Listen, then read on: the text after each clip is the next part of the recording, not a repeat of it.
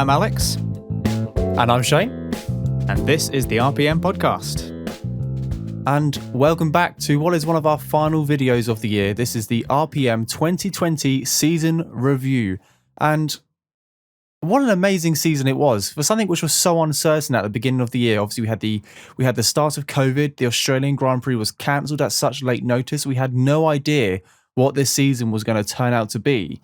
And I think I speak on behalf of every Formula One fan. And actually, we've had a remarkable season. We've had new podium people. We had new podium sitters. I meant new race winners. We've just had such brilliant racing with various different tracks, old and new. And it's just been incredible. And I think what I really love about this season as well is there's such a good sense of community spirit, especially through the start of this COVID pandemic. And obviously it's ongoing.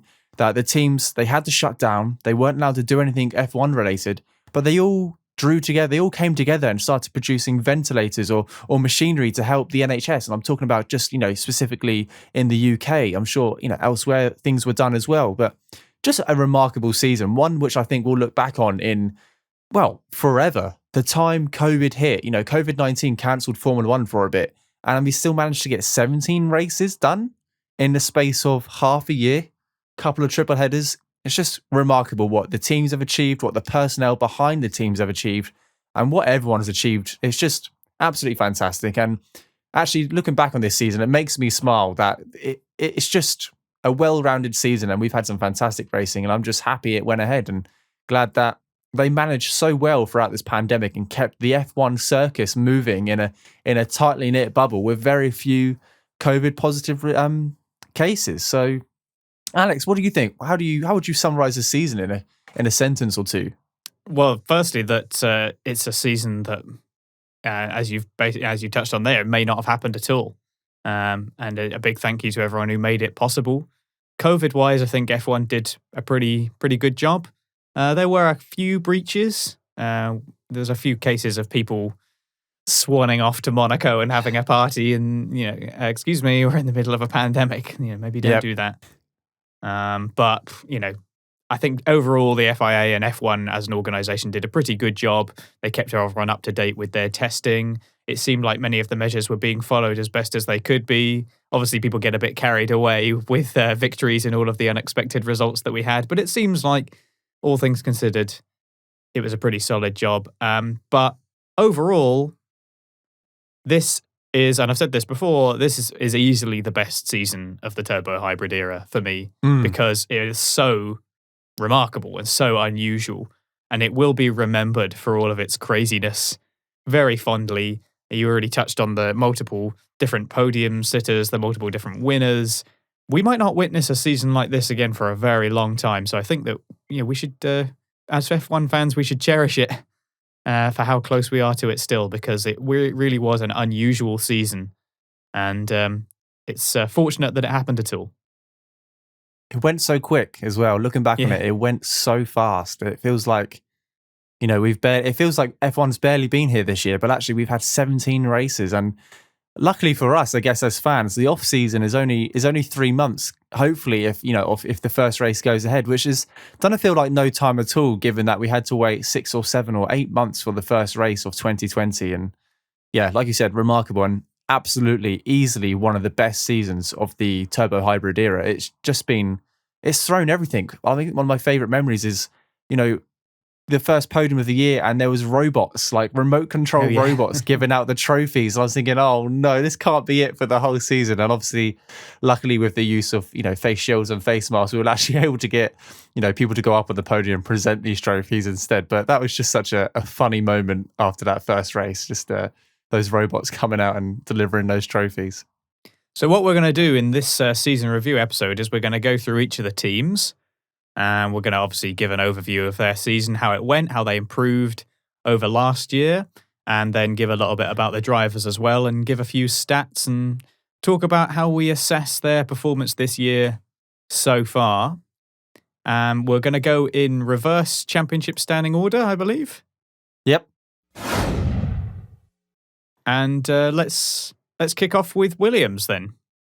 So lots of much needed change at Williams this year, and a very positive upswing overall, I think, despite coming away with no points.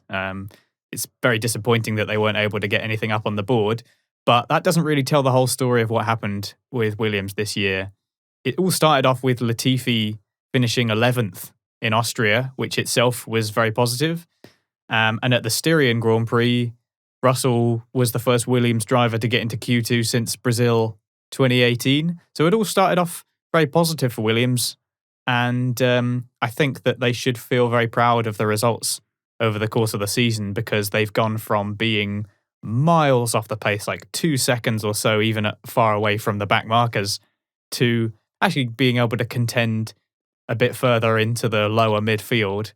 And I'm pretty confident that next season we'll see Williams get into the points with a little bit more regularity. I'm feeling confident about that. Yeah, I completely agree. Most people look at Williams this season and think another 0 points. It's been a bad year for Williams, but they've made such huge gains this year. The fact that, let's talk about Nicholas Latifi, his season best finish was P11, and that wasn't a fluke. Nicholas achieved this 3 times throughout the season, so on 3 occasions he got close. And he, like you said, he entered that lower midfield pack, but actually to finish P11, you were in that midfield. You are, if you look at the top 6 cars in the championship, P11 is a respectable place to finish. You're just outside the points, and he should be very happy with that. He had he's had a season of progression, Nicholas Latifi. We've mentioned on the podcast a couple of times he had a fair few spins at the beginning of the year, but he's new into Formula One. It's going to take a while to get used to. He's driving what is probably a very difficult car to drive, but as the season's gone on, his confidence has clearly grown in the car, and he's gone wheel to wheel with some drivers. He's had less spins as it's gone along, and his consistency has improved. And I think that's a really good sign for Williams as well. The fact that they've got 2 drivers who've now done a season. I know George has done a couple, but they've got seasons under their back now, under their belt. Don't have the experience, and hopefully, like you said, with the additional investment they have next year, they should be fighting for points. And they were so close this year on so many occasions. It's unfortunate that they didn't walk away with a point or two, because it would have made such a huge difference for the team's financial, concerns, and also morale as well. I can't wait until they score that first point, because it's going to be a real buzz in the paddock. Yeah, and we also saw Frank and Claire Williams leave the team after Duralton Capital acquired Williams for $152 million, which it's sad to see them go, but it's understandable why they went. And I think we mentioned this before when we covered the news as it came out, that this is a necessary change for Williams, I think, to properly enter the current era of Formula One, because it feels like they've just been playing catch up for the past 10, 20 years almost. So it's good to see that they've finally got with the program a little bit. We also saw former McLaren man Simon Roberts become the team principal. Again, this seems to be a positive move. They've also got a new CEO. I can't remember his name, but they do, don't they? Yeah, they have a new CEO too. So it's all change at Williams, and that seems to be positive, because they need the new investment. They need a bit of change of management and change of kind of getting a bit of a stuffy vibe out of Williams. And they've really tried to change their image. They had those people doing those pranks behind the camera, and that was a bit of fun. They were clearly trying to improve their image a bit within the sport.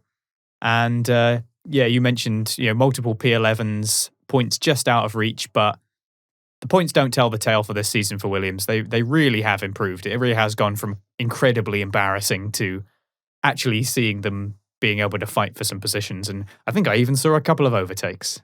Yeah, absolutely. And like you said, the last 2 years, we've seen the Williams car 4 or 5 seconds off the pace in qualifying, struggling to meet that qualifying rule where you have to qualify nearly out 107%. Yeah. Yeah, exactly. And the fact that, George has taken it into Q2 multiple times, it's just, what an amazing feat.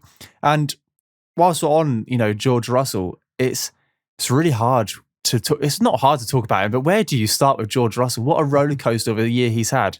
It feels like he's had a breakthrough season, doesn't it? He's had a breakthrough season despite not actually really getting any majorly impressive results. Exactly. And at the start of the season, it was probably easy to look at George Russell and think, right, he's in for another season with Williams F1 Racing. This is going to be a very steady, bottom half of the grid season for George Russell. But like you said, he managed to put it into Q2 many times. Did he pop it into Q3 at all? I think he did. No, he didn't. No, I don't think he got into Q3. I don't think so. Q2 a couple of times and had some really good wheel-to-wheel battles and always came out clean, which is good. Obviously, out-qualified his teammate, Nicholas, that was. He out-qualified Nicholas at every single race. Actually, sorry, just to clarify, unless we're counting his Mercedes one, where obviously he qualified. I'm not P2. talking about Mercedes at the moment. We're not including his Mercedes run. No. Obviously, he qualified second then. But yeah, so he's out-qualified his teammate throughout the year, being Nicholas, which is obviously fantastic. It shows that he's got the potential, and we'll move on to his Mercedes run in a second. I've got a little paragraph here, but George did actually suffer a bit of a blow to his confidence in Imola when he was in P10 behind the safety car. It's an important moment for him. A huge defining moment for him. And I think, he received a lot of criticism at the time, but a lot of the greats have done it as well. So many people have made mistakes like that. But I think what's more respectable for George Russell is how he conducted himself after that race. He didn't lose his temper. He didn't shy away. He admitted his mistake and he said he would improve on it. And I think that just goes to show that he's matured so much he's a young racing driver. He's younger than both of us. But the pressure he was, he's I know, but he's had such an up and down year from the lows of Imola and stacking it behind the safety car and chucking away what could have been Williams' first points in this year, because obviously Kubica scored a point last year, and then jumping into the Mercedes and having no expectations, but going above and beyond what he was expected to do, taking the battle to Bottas and showing not only Mercedes, but everyone else what he can achieve given the right machinery. And yeah, it didn't go very well that weekend with, we're going to call it the Mercedes incident, and I'm sure we'll touch on that later on in this podcast. But again, the way he conducted himself off the track and with the press, it wasn't it wasn't like he wasn't blaming the team. He was part of that team. Everyone works together, and for such a young driver and limited experience in Formula One, I think we're in for a treat with George Russell. I really do. I think he is the next. I don't want to say he's the next Lewis Hamilton or he's the next Michael Schumacher, but he's the next big thing. He'll be making news. Like I can't wait until 2021 or 2022. If that Williams gets a little bit better and he manages to score a handful of points here and there, or who knows, in 2022 when he might be with that Mercedes team, what that guy can achieve. Because we've seen such a fantastic season for George, even though he's walked away with a handful of points, and that was due to the Mercedes drive, and the Williams season looked like a little bit underwhelming. Like you said, we've seen George Russell grow as a driver and grow as a person. I just can't wait.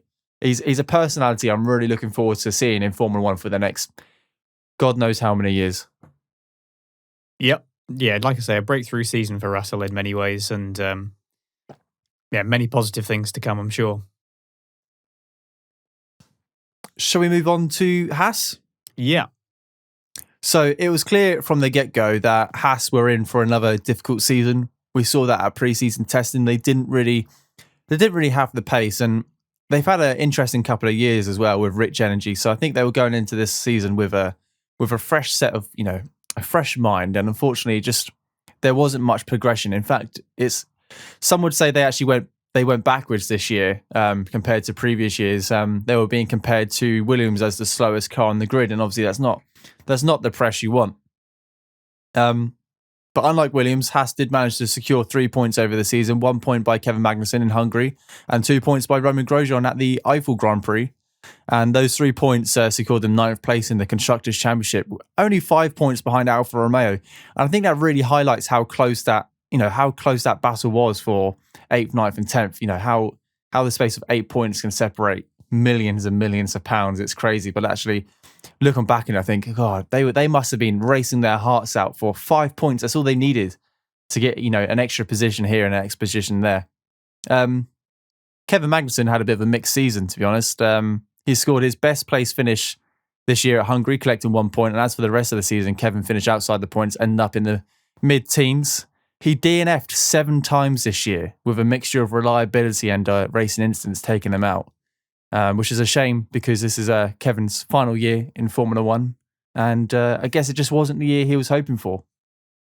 Yeah, things seem to go from bad to worse for the sport's youngest team. You already mentioned the debacle they went through last year. They probably wanted a bit more stability. wasn't quite to be. Obviously, they have the Ferrari engine. That didn't help. But also the VF20 itself looked like a handful at the best of times.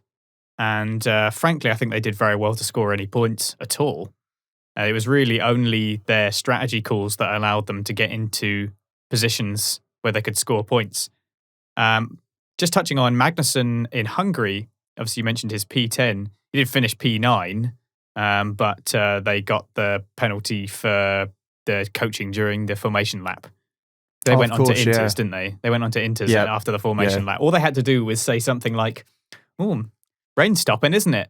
And then they could have gone, I want a box for Inters. That's it. No problem. No foul. Yeah. I'm sure going forward, that will be the code word. Yeah. The weather looks nice out here. All right. I think we should box for dries. So hopefully they've learned something from that. Bit of a rookie error from the team there. But Magnussen did very well in that race. I think he was running third at one point. So he basically spent the whole race defending and did very well to finish P9 on track and P10 in classifications. And Grosjean's points, he did that one-stopper strategy at the Nürburgring. Yeah, they took their chances. That was about all they could do with what they had. Total of 9 retirements, more than anybody else in total for Haas. That was where they really seemed to struggle with the consistency and actually getting to the finish line. It's a couple of incidences where I think of the British Grand Prix where Magnussen had a little tangle with Albon. Just not really necessary. Like, he was probably fighting over like P16 with a Red Bull. Just let him go. Like, come on. Yeah. There's no need to put your car into the gravel for something like that. So I know Magnussen maybe has a particular temperament as a driver. We know Hülkenberg probably has a few things to say about that.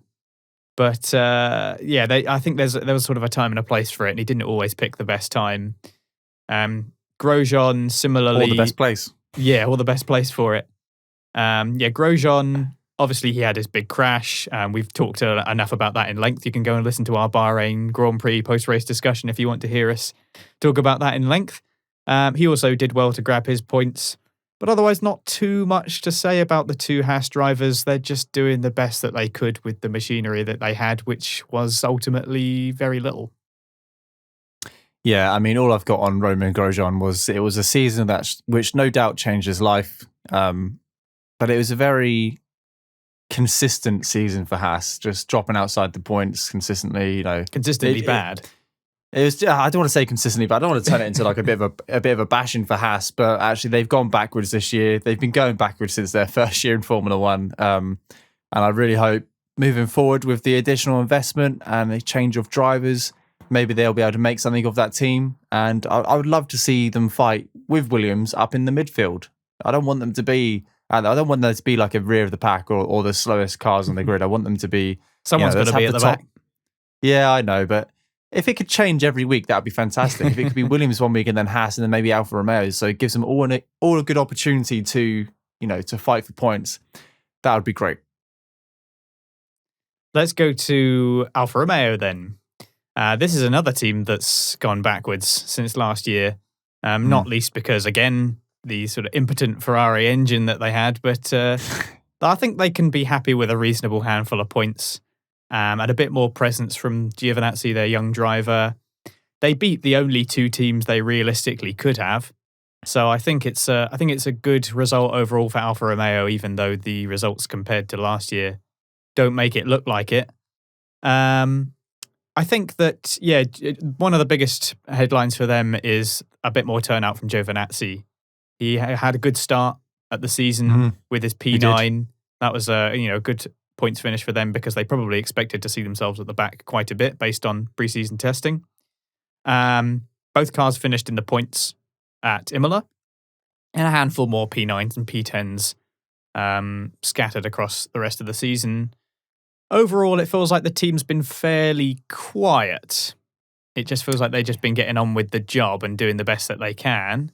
I did feel a little bit sorry for Callum Ilott, who almost did a test for them at the Eiffel Grand Prix, but obviously FP1 and 2 were rained off. But Alfa Romeo, I love the look of that Alfa Romeo Sauber. I think it's one of the best looking cars on the grid. But that's about it for Alfa Romeo for me, other than talking about the drivers specifically. They just they seem to be making good progress last year, and then they've dealing with that Ferrari engine seems to have just put a lot of their performance gains on the back foot. Yeah, it's a bit like Haas in that sense that they've got an engine which is clearly underperforming, and you won't realise the full potential of that car until you have an engine which is somewhat competitive.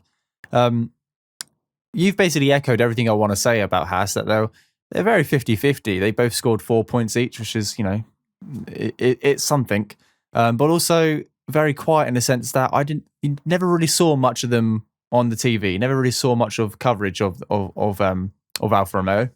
It was just a bit of a quiet season for them. Like I said, went backwards again. It's just finishing in P8. It was good to see more of Giovinazzi because he was almost nondescript last season. Absolutely, and, he was didn't really see him at all. It felt like. Yeah, and I think finishing in P9 at the start of the season would have been a massive confidence boost, but just not being able to capitalise on any more carnage going forward. Obviously, the first race of the season, we had all those DNFs and reliability issues, which is why I think, points were on the table. But going forward, just only managed to pick up an extra point here or there. So it's a good start for Giovinazzi. He's definitely, him as a driver, I think, has improved. Oh, definitely, yeah. Absolutely, without a doubt. He did have an off at Belgium again for the second year in a row. Bounced across the track and collected George Russell at the same time. Luckily, both of them are okay. That was one of the few large crashes we had this year. Actually, we've had quite a lot of high-profile incidents, and luckily, everyone's been okay. But yeah, finished the season on 8 points, which is better than Haas and Williams, obviously, but by no means making massive strides into the midfield at all. Like the difference between the Alfa Romeo and Alfa Tauri, who are next, is 99 points, which is it's crazy in the grand scheme of things. Yeah, the standout performances for Alfa Romeo this season, we have Giovinazzi finished 10th at Imola. Obviously, they're both in the points, but he started last. He was last on the grid there, so that was a good performance from him. He had a really good start. That's very impressive, lots of places early on. And he managed to get into Q3 in very difficult conditions in Turkey. So, yeah, big improvements for Giovinazzi. As for Raikkonen, what can we say about Kimi Raikkonen? He's like an institution at this point, isn't he? He's never going away. He's going to still be here when he's 60 or something. Raikkonen's doing the best that he can with the machinery that he's got. He did very well to finish ahead of both Ferraris in Belgium and did the same thing in Mugello. I think he was ultimately dropped to 9th because of his penalty for crossing the pit lane. That was it. And of course, Kimi Raikkonen became the driver with the most Grand Prix starts ever, going past Barrichello's record set before. He shows his experience. He's a great racer. He's always very respectful, gives just enough room. He knows just how to push it when he's racing, so he's good fun to watch when he is battling somebody. It wasn't all that often this season, unfortunately, but he did manage to get ahead of both Ferraris at times and showed his experience, especially in places like Belgium. So, yeah, he's still doing his Kimi thing, and we're going to see him again next year as well. I'm sure we'll see him for a couple more years to come. He's showing no signs of wanting to leave the sport. He seems like he's in a better place now after he's left Ferrari. He's got a lot less pressure. He just gets in the car and drives his best without, the huge amount of politics which comes with driving for a top tier team. And, his press conferences are, exactly the same as they used to be. Very short, sweet, and off he goes. No Where doubt does the car need to be improved, Kimi? Everywhere. Around the lap. Around the lap. But no doubt he plays an important role in that team, coaching Giovinazzi. But we'll see what happens in the next couple of years. I would like to see him do better. Should we move on? Okay. So welcome to the midfield, and we've got Alfa Tauri. So Alfa Tauri make a huge leap into P7 in the Constructors' Championship with 107 points, which is 99 more points than Alfa Romeo. So welcome to the midfield. So unlike previous teams where I detail how many races they've scored in, I'm going to make this one a lot easier, that Alfa Tauri scored in every race apart from 2, which I think is absolutely incredible. Like, this is where the reliability and the consistency of the drivers really helps a team come to life, where we've had the issues with obviously Haas and Williams and Alfa Romeo with multiple DNFs and engine failures and just inconsistent races. Alfa Tauri managed to bring it all together and secure some decent points, 107 points, like I said. Apart from the race where Gasly... Nope, sorry, I'm just going to scrap that bit. You talk now. Okay. So a very good season for the Red Bull sister team. Yeah. And I say sister and not B team because that's not only was that what they looked like, very much so in 2020, but I believe Franz Tost and Helmut Marko said as much, that they were going to consider AlphaTauri a sort of sister team rather than simply the B team. The AT01 had a huge amount of potential performance. I was very impressed by that car, and it's so good looking as well. I love that livery. I just wish that the Honda logo was red as well. It's red on the side, but it's not red on the front, and I think it would look better if it was. But anyway, very good looking car with a lot of potential performance. Obviously, they got their historic win from Gasly at the Italian Grand Prix, echoing the incredible victory when they were Toro Rosso with Sebastian Vettel. That was just the cherry on the cake for the industrious outfit. You mentioned their consistency. I mean, the top 10 results were coming thick and fast for both drivers, but Gasly in particular in the top 6 4 times, which is an incredible result for that car. You know, it just seems like he had no right putting that car where it was, but he did it multiple times. It wasn't just a fluke. And in particular, it was a standout season for Gasly after the misery of his short-lived Red Bull campaign. Obviously, he got his race win, and go and listen to our Italian Grand Prix post-race to hear all about that. It was magical, but it was just multiple top points finishes. And he had a long run of doing it. He was in the top 6 in Portimao and the Nürburgring, and almost did it again in Imola, and then had to he had his mechanical retirement, some kind of was a gearbox issue, something like that. He will have come out at the end of the season being many people's favourite driver for good reason, because he was just so clinical in that midfield. So in many races, it seemed like he was doing more overtakes than anybody else. Excellent season for Gasly, and AlphaTauri really impressed. And I hope that they continue pushing up, because it's quite exciting having yet another team that's able to fight in the midfield. And this year, the midfield was tighter than I can think of any other time. I can't think of another time where that many cars were vying for podiums and top 10 finishes and even top 6 finishes. So, an incredible season for AlphaTauri.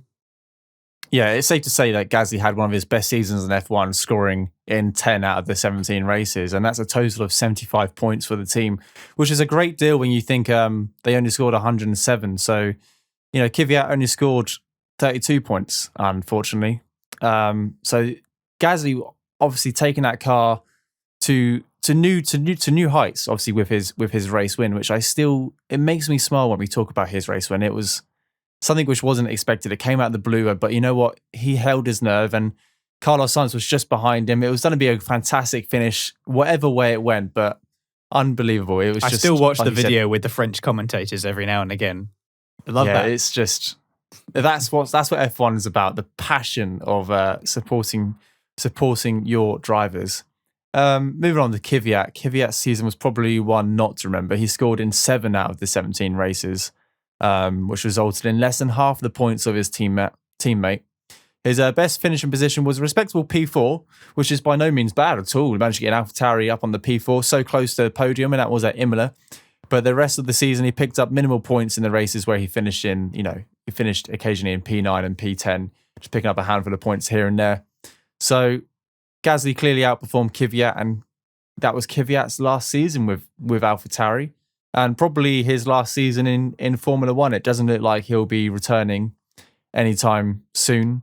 Obviously, with some drivers leaving, and you think that they might come back. Ocon did, Alonso is, but I don't think Kvyat's gonna be returning to the team, which is or to Formula One, which is unfortunate, because I think he's struggled. I think the last couple of years has really struggled. He got that Red Bull seat, got demoted, and then just hasn't really picked himself up. No doubt he's more comfortable in that AlphaTauri than he was in that Red Bull, but just didn't get that race win like his teammate, and that made all the difference. Like, it is such a massive moment for that team. So yeah, he definitely improved in the second half of the season. He had a little bit more consistency. He didn't really shine in the way that Gasly did, obviously. Just lacking a little bit of that final bit of finesse to get the car into the points often enough. He did show great stuff in Imola, like you mentioned. He showed that he's controlled his aggressive driving a little bit more. He's always been quite an aggressive driver. Obviously, you got nicknamed the Torpedo for a reason. He's improved on that over time a bit, but obviously Red Bull considered that to be too little too late. And his likelihood of getting back into a Formula One car anytime soon seems pretty low, not least with the amount of talent that's coming through from the feeder series at the moment that people are going to be keeping their eye on. He just he never really seemed to get into his stride properly in the Alpha Tauri. And it's probably, like you say, his last season. Just a little bit too little improvement too late. Yeah, and that's the same for a handful of drivers this year. I feel like they've lost opportunity just because, like you said, too little too late. And F1 is a harsh sport, and it's not helped by the fact that we have some very promising drivers coming through. We have had that with Max Verstappen, Lando Norris, and Charles Leclerc. The benchmark has been put so high now, especially with Max. He was an unusual case of coming into Formula One and being incredibly fast and adapting to drive, different cars. He started in that Toro Rosso and then ended up in that Red Bull, and then just managed to perform well in both of those. But that benchmark has been set high, and now new drivers coming through have got to meet that benchmark and stay at it. It's a harsh sport, but also that means that existing drivers who aren't performing better than these new drivers are also under threat. It's a real interesting sport, and I don't think it's going to get any safer in the sense that these drives are secure for multiple years and multiple contracts, because we have such a good feeder series that actually things are going to be changing yearly, sometimes midway through the year, like we've seen time and time again. It makes the sport more interesting, but it also it's going to make the drivers work as hard as they can. Yep. Let's go on to Ferrari then. Now, there's no denying that big improvements in results for the midfield teams has come at the expense of Ferrari's results, who had their underpowered engine. There was obviously the whole thing that went on near the end of last season. They were neutered by the FIA. They're old. We still don't know exactly what it was that was found, but we never will. We have a general picture, and that was combined with the SF1000 being very draggy. It had to undergo a major redesign after pre-season testing. They found a whole bunch of problems with it, and they had to very quickly get to their redesign. I think they were also hurt by COVID hitting Italy particularly hard. I know that in the UK there was some kind of dispensation made for Formula One teams, and obviously they contributed to ventilators and the equipment, that you mentioned earlier. I don't think they were quite as able to reach that same capacity at Maranello, so I think that affected them too. But ultimately, we saw the iconic Prancing Horse team finish 6th in the standings, which is their worst result since 1980. So it really was a bad season for Ferrari. This was all combined with bizarre strategy calls. They announced that they were going to get rid of Sebastian Vettel before the season had even started, which is a bit of a strange thing to do with your top ticket 4-time world champion driver who's shown such incredible loyalty to you. But yeah, there we go. It started to make them look pretty clownish compared to their domination that concerned Mercedes so much at the tail end of 2019. It wasn't all terrible. They did come away with 3 podiums, largely because Leclerc was immense at times. He really was very good, and we'll talk about Leclerc more in a minute, especially on Saturdays. But only 9 top 6 finishes between both drivers all season, no fastest laps. It was... I'm not going to say it was one to forget for Ferrari, because I think it's one for them to keep in the back of their minds that they are not invincible. They don't deserve to be anywhere near the top of the standings. Yeah. They seriously need to sort themselves out. I mean, just little things like so many terrible pit stops. It was a complete mess. And I hope that it's a big wake-up call for Ferrari, because it was sad seeing the way that their season went.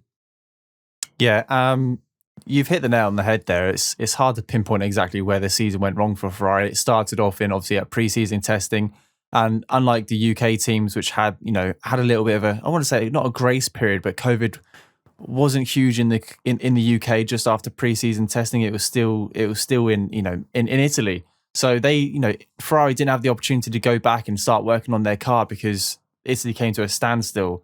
They couldn't get workers to and from the factory. They couldn't get parts in. It was just, they had to react. And unfortunately, didn't have the capacity to do so. Whereas the UK teams had a little bit more. It was more of a 3 or 4 week race period before it started hitting mainland UK later. But like you said, it was coupled with an underperforming car and some really strange and bizarre strategy calls for both drivers. Both drivers have scored better in previous seasons. So, like you said, I think this is a wake-up call for Ferrari that they can't just turn up and be in a top 3 team. It's not how it works anymore. They can't chance it. They've really got to wake up and work hard. And I really hope that this year's failings or shortcomings were due to the unfortunate issue which happened in Italy, the COVID, and they didn't have, they couldn't start working on the car. I'm really hoping that set them back, and actually they bounce back next year quite strong, because it'd be really good to see Ferrari at the top of the drivers' standings again, or just at the top of any race, because they're a team which looks good at the top. We want to see them fighting the Mercedes and the Red Bull. Like you said, Vettel made headlines on the 12th of May when he said he would be when he announced that he was departing Ferrari. No one really knows why. They couldn't come to a decision moving forward with their contract, and we've been told it wasn't financial related. But both Ferrari and Sebastian Vettel are very private people, or Ferrari is a very private organization. So I don't think we'll ever know, and it's not fair to speculate. So it just didn't work out, but we've been told that it's not financial, and that's from Sebastian Vettel. So I completely agree with that. Talking about Vettel, he scored points in 7 races this year with his best finish of P3 at the Turkish Grand Prix. It was opportunistic P3. I think Charles went deep in the penultimate corner, or in one of the penultimate corners, and Vettel just kept it tidy and finished on the podium. And it was great to see him on the podium, which we knew was going to be the last time as well for Ferrari. So I'm sure he enjoyed that moment. Vettel also scored a good P6 and P7, with the rest of his points being made up with P10. So he was in the points occasionally, but more so out of the points. What I loved about Vettel this year was his ability to consider and negotiate strategy calls over the radio, and occasionally suggesting better alternatives. I guess he's had to do this due to the numerous times Ferrari have made such strange calls, which have hindered both him and Charles's races. And with the experience you've got with Sebastian Vettel, I think it's just good to hear over the radio. And why don't we do this? Or why are we doing this? He's not just there. He's not a puppet. They're not pulling the strings. He's doing his own thing. He's making those calls. He's still a racer at heart. I don't think this is the last of Sebastian Vettel. We'll see. Obviously, he's with Aston Martin Racing next year, but I don't think the good times are gone. I think the fact that he's still arguing, or maybe he's still negotiating strategy calls over the radio whilst he's driving at 200 miles per hour, shows that he still loves his job and still loves racing, and he wants to win and he wants to score points. And hopefully that Aston Martin can give him a car which gives him a better opportunity than he did this year. Yeah, Vettel was, I thought, fairly disappointing most of the season. He only got 33 points in the end. But yeah, he had a couple of good moments. You mentioned him having to negotiate his own strategy calls, and one of those was during one of his highlights of the season in Spain, where he did that excellent long stint on softs for about half the race, largely because Ferrari just kind of left him out there and they couldn't decide whether they wanted him to push or whether they wanted him to preserve his tyres, and he was there sort of making the call for them. He also obviously had his last gasp podium in Turkey, but he just seemed to really struggle with the car. There was just far too many unforced errors and spins. I keep thinking of the one, I think it was a Nürburgring, where he was behind Raikkonen and he just dropped it in a straight line. He clearly just struggling with that car in a way that his teammate wasn't. Vettel, as it has been discussed, obviously prefers a certain stability at the rear end. He needs a particular kind of car in order to get the most out of himself as a driver. It's a shame that he couldn't get that from Ferrari, and ultimately, especially on Saturdays, he out-qualified Leclerc just 3 times. But another thing he only did 3 times was get into the top 10 in qualifying. He was just in the bottom half of the pack so much of the season, whilst his teammate was sometimes, putting it in 4th or 5th. Yeah. And was doing it Yeah. pretty consistently. So just the SF1000 just didn't really agree with Sebastian Vettel this year. But I think you're right. I think we will hopefully see some more positive motions from him at Aston Martin. I certainly hope so, because it seems like they're making the right noises and that they understand what he needs as a driver. It makes perfect sense that they would want to build. It's not really a brand new team, but it's sort of a brand new project in many ways, that they all want to build that around a driver as experienced as Vettel. So hopefully that's a car that will agree with him a little bit more. Let's talk about Leclerc. Now, I think Leclerc showed just how good he is this season, despite the car being something of a mess. He kicked off with his second place finish at the Austrian Grand Prix. That in itself was remarkable, even if he did drive into the back of his teammate. And he did get another podium shortly after at Silverstone, finished in the top 6 7 times, and despite twice as many retirements as Vettel, 4-2, he finished with nearly 3 times the points tally of Vettel. Outqualified him by miles, started in the top 10 11 times. Leclerc was really, really good this season and kept putting that car in places where it just didn't seem to have any right to be. I mean, think about, it must have been Sakir, or was it the Bahrain Grand Prix, where at one point he put it into second? And then he immediately got into the pits and got out of the car and walked off. It's like, that's it. It's impossible for me to go any further. That is the absolute limit. He just, he really, really showed his quality this season. And I hope that Ferrari improves, because I like watching Leclerc race. He's an interesting racer. He's quite feisty. He's willing to go to he's willing to go into that grey area where it's a bit, it's racing, it's hard racing, it's a little bit on the edge. I find him fun to watch as a racing driver, and I hope we see him a bit further up in the top ends of the field a bit more next season and going forward. Yeah, I couldn't agree more with what you said about Vettel and Leclerc. And I think the reason why Vettel looks like he's had such a disappointing season is because Leclerc has had such a tremendous season. I know he's not picked up as many points as he's wanted to, but like you said, he scored 3 times more than his teammate. And he finished on P4 on a number of occasions, just outside the podium position, so many times throughout this year. It's been great to see him race a car which doesn't live up to the full potential, and I can't wait to see him hopefully next year or in 2022 with a car which is extremely competitive. And like you said, he's a racer who's prepared to push the boundaries or the limits of racing to the grey area, to the edges.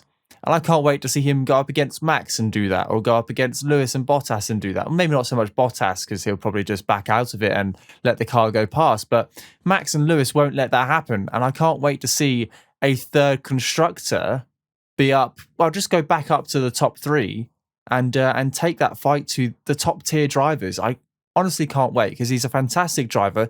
We saw glimpses of it in 2019 where he was like just fighting and he just never gave up.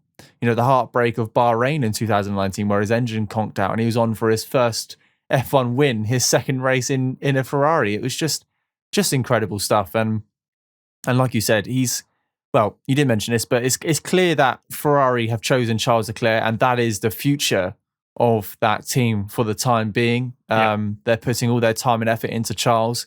He'll be coupled with Carlos Sainz next year, which I think is a very interesting pairing. I think out of any new pairing on the grid, I think that pairing may have the potential to have a little bit of, not controversy at all, but a little bit of Nico and Lewis. They might fall out, because actually it's a great opportunity for Carlos. And Carlos is a very experienced racer, and he's a very quick racer, but so is Leclerc. And I think they'll both want to take that team to new highs, because unfortunately for both of those drivers, I think more for Carlos Sainz, that Mick Schumacher is in the background. And Mick Schumacher will end up in a Ferrari. There's no doubt about it. But it's who he replaces in that Ferrari team will be at question. So that's why I feel like Carlos Sainz will be racing as good as he can, the best he possibly can, to try and keep that seat for more than a year. It's going to be very interesting. But I look forward to next year and seeing what those two drivers can do, and hopefully with a far more competitive car.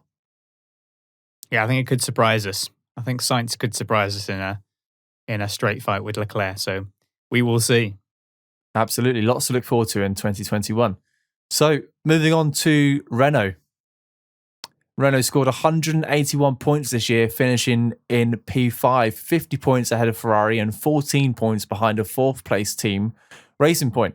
Renault, in my opinion, has had a brilliant season, performing well and securing a couple of podiums. It's just that they said they wanted podiums at the start of the season, and that's what they went out and got. Renault managed to score points in all but one race, and that was the Spanish Grand Prix, where Ricciardo finished in P11, just behind his future teammate, Lando Norris. So actually almost had a clean slate across the board. They almost picked up points across every single race, which is exactly what you want out of, looking at the constructors team, looking at a constructor championship. You want to be able to pick up points in every single place. Daniel scored a total of 119 points this season, finishing in a hugely respective P5 in the Drivers' Championship. Daniel only fell outside the points in 3 times this year, and one of those was due to a DNF. So overall, compared to previous seasons, Daniel's reliability in the Renault has been brilliant, and it's good to see him in a car. I'm going to go into this a little bit. It's good to see what he can achieve in a car, which gives him the ability to drive throughout the season without, unexpected DNFs, but also a car which isn't probably where they want it to be. Obviously, they want it to be faster. So what I'm trying to say is, Daniel's had a fantastic season because he's had the reliability. He's proven that he's been on the podium a couple of times, and he's had some fantastic wheel-to-wheel racing. And I really look forward to seeing what Renault can do in the next couple of years with a faster car, and also what Daniel can do next year in the McLaren. And we'll talk about that later on. But yeah, what's your thoughts on Renault so far this season? It's been a good one for them, surely. Yeah, well, I mean, it was a bit odd at the start of the season because they kind of looked like they were in a similar position to last year to begin with. And they were getting very similar results to the way they were getting last season. But Renault made huge strides over the course of the 17 races, and they took 3 podiums in the second half of the season. Obviously, their first podium at the Nürburgring was their first since Malaysia 2011. They doubled their points from last year, and they landed their first fastest lap for 10 years as well. Nice. So that all happened in the second half of the season, basically, because they made huge improvements in the development. They finished ahead of Ferrari too, which they probably wouldn't have expected.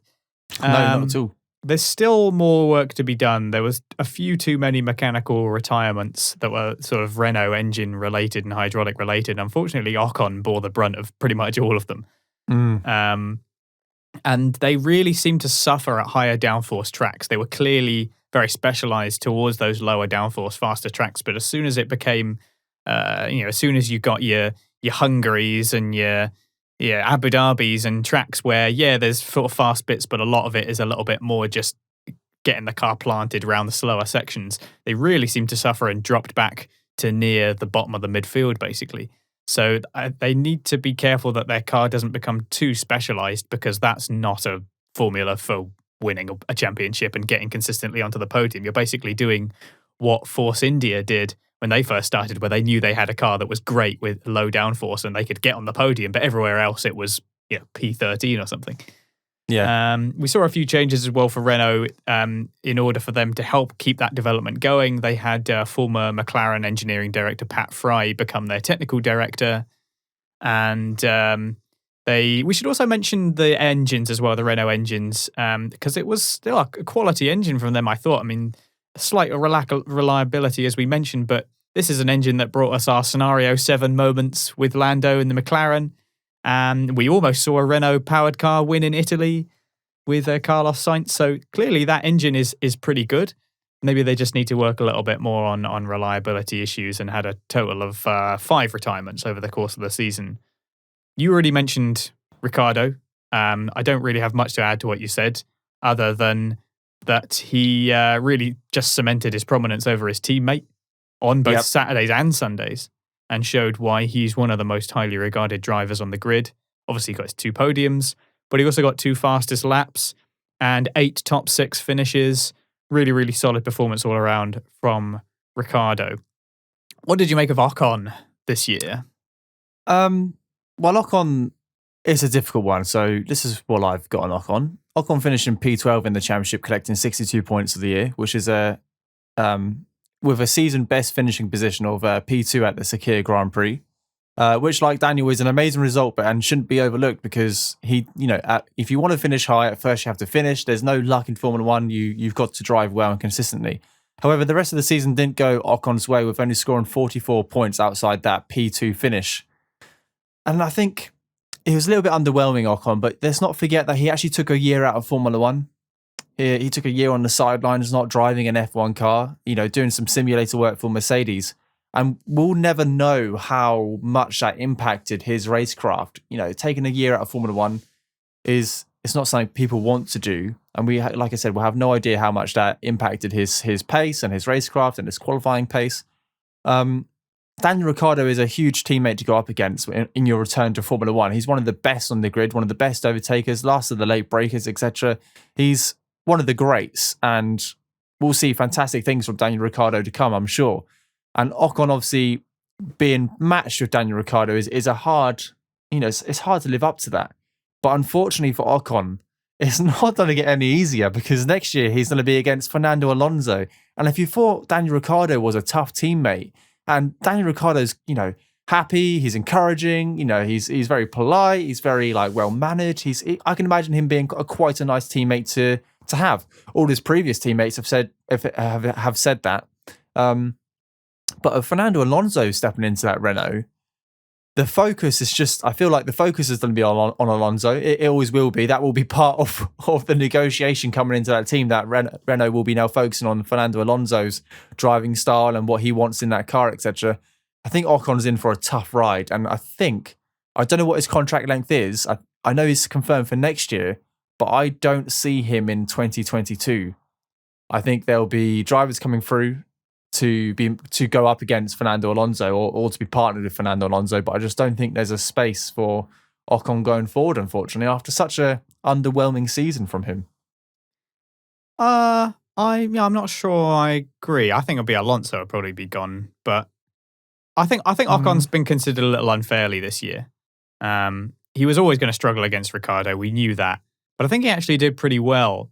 I think he deserves just as much credit, if not more, for his P2 in Sakir. It seemed like that kind of went without much fanfare, despite being their best result for 10 plus years.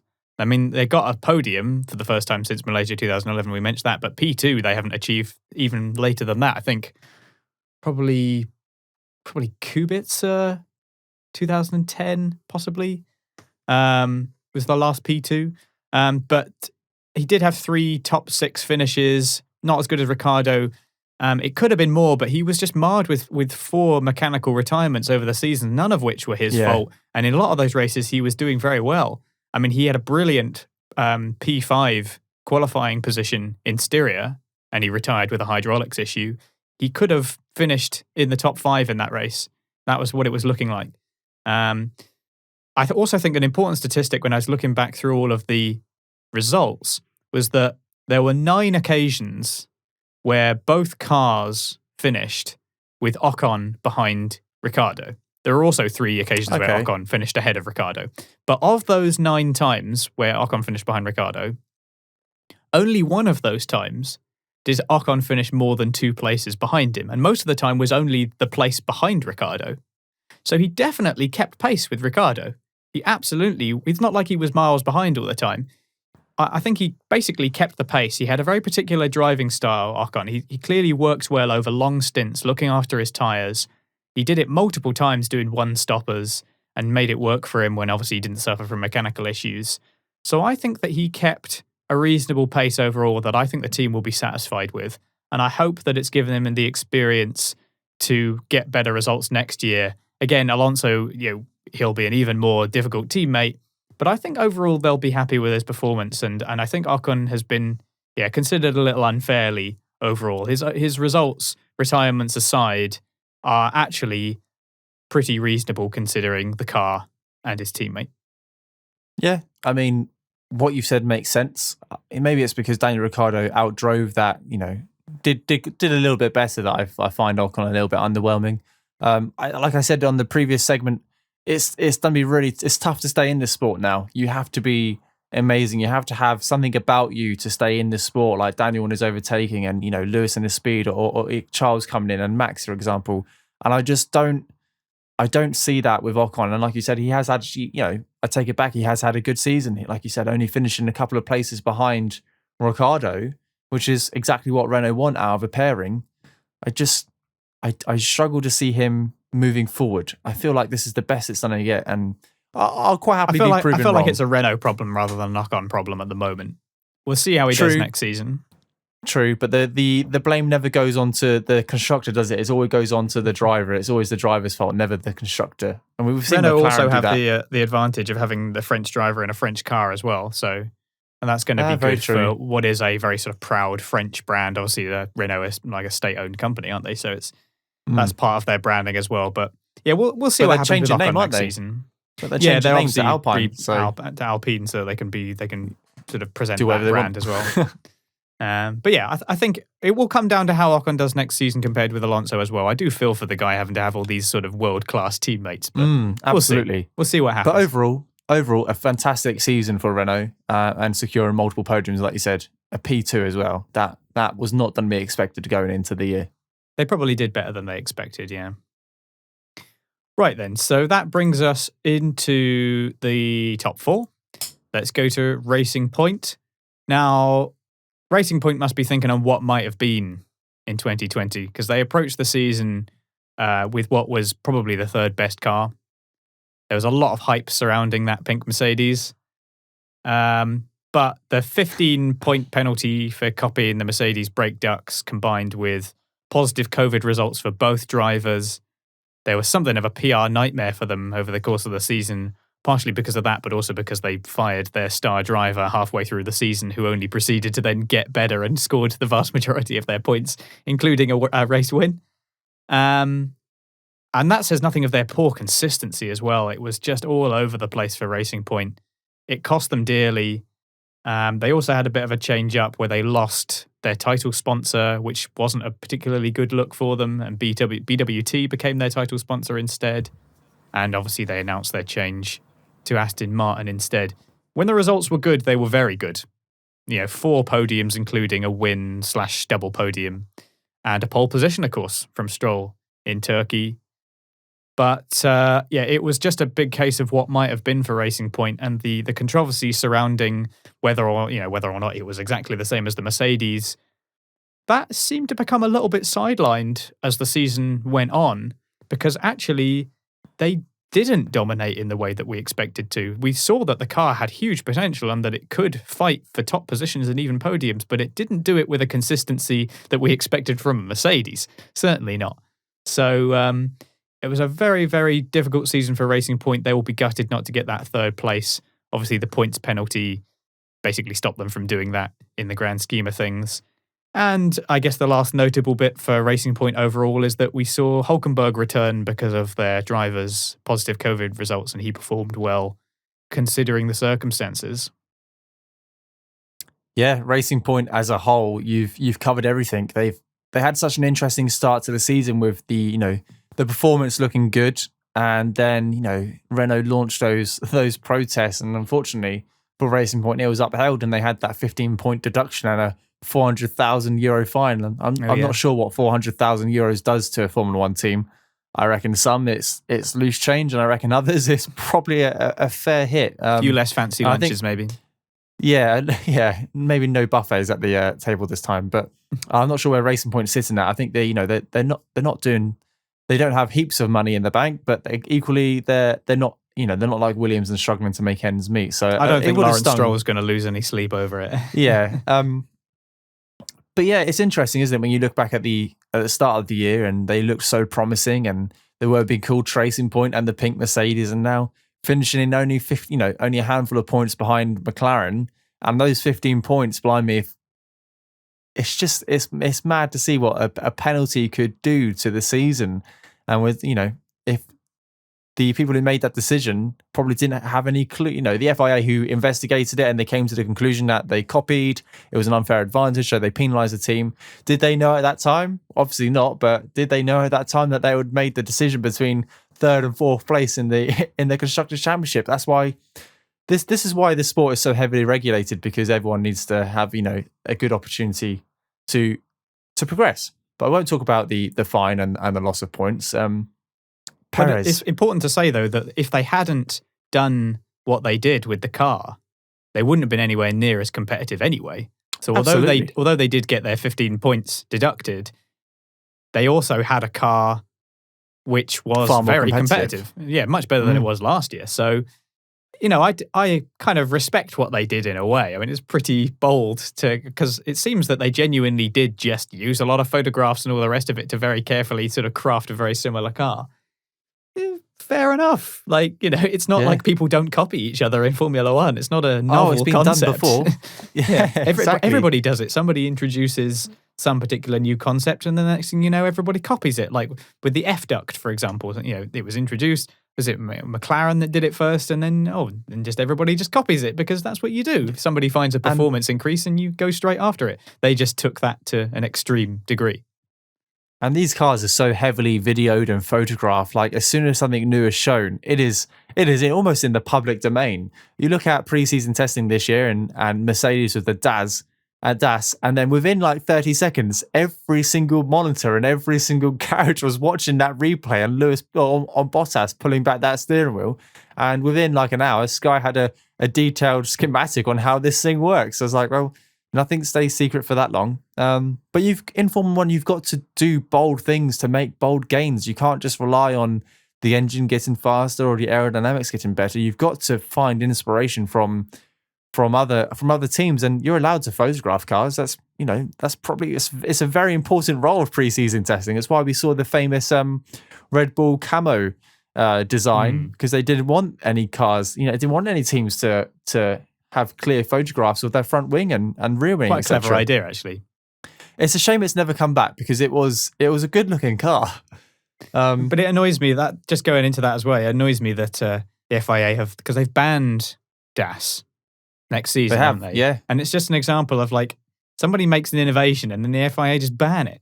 I don't get that. Surely that's the whole point of the sport. They did the same thing with they've done it multiple times with various other advancements that have been made by other teams. And the FIA's response to it is always to just ban it. And I remember Ron Dennis saying something along the lines of, teams just come and complain instead of rising to the technical challenge. And I agree with that. There has to be some kind of regulation, obviously, because otherwise it could potentially be dangerous. Like they had the thing with the F duct, because I mentioned that earlier, where there were parts where they were only driving one-handed because they're sticking their hand in this hole to make it go a bit faster in a straight line. That's maybe a bit unsafe. But other things like, Renault had their, what's it called? It's like a damper, like a mass damper thing that made the nose, the front of the car very stable over bumps. Yep. That's just seems like a fairly reasonable technical innovation for me. I mean, leave it in until the regulations change and get other people to rise to the challenge. Isn't that the whole point of the sport? I often combined wonder, with a cost cap seems like what we should be doing. So yep.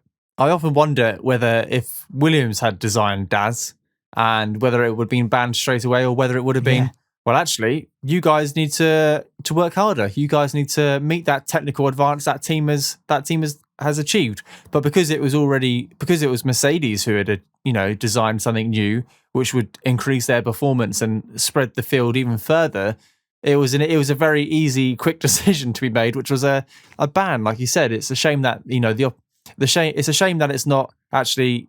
They've done well. They've achieved something. They've created something new, and now it's your time to try and match that. It's about Formula 1. It's about pushing the cars to the limit and having these weird and wonderful designs.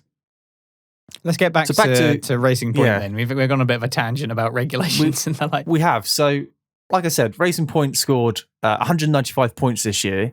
125 of those points were from Sergio Perez.